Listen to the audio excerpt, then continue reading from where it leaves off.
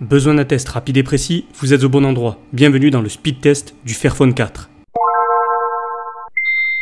Sans plus attendre, commençons par le design. Il est sobre et efficace, nous rappelant les smartphones d'Apple. Enfin, c'est surtout le cas pour l'arrière du smartphone. À l'avant, on retrouve des bordures vraiment dérangeantes. Alors oui, on finit par s'y faire, mais on aurait préféré des bordures beaucoup moins présentes. Passons maintenant à la prise en main et comment vous dire que je suis assez mitigé. Ouais, mitigé, c'est vraiment le terme adéquat. Le dos en plastique et les bordures en aluminium rendent le smartphone vraiment agréable à utiliser, mais c'est contrebalancé par le fait que le smartphone est assez lourd et épais. 225 grammes pour le poids, 10,5 mm pour l'épaisseur, le tout pour un smartphone à 6,3 pouces, ça fait quand même assez lourd. Côté puissance maintenant, le smartphone a soit 6 soit 8 Go de RAM. Au niveau du processeur, on a un Snapdragon 750G. Allez, pour les plus pointilleux, côté benchmark, il a eu un score d'un peu moins 400 000, ce qui fait de lui un smartphone plutôt moyenne gamme côté puissance, mais ce n'est pas ce que j'ai ressenti à l'utilisation. Moi qui ai l'habitude d'avoir un haut de gamme tous les jours entre les mains, personnellement, je n'ai pas été dépaysé. Pour naviguer, jouer aux jeux vidéo ou encore même consulter du contenu multimédia et aller sur les réseaux sociaux, je l'ai trouvé plutôt performant et je n'ai pas ressenti de latence particulière. Il est donc fluide et agréable à utiliser pour toutes ces tâches. Après, bien évidemment,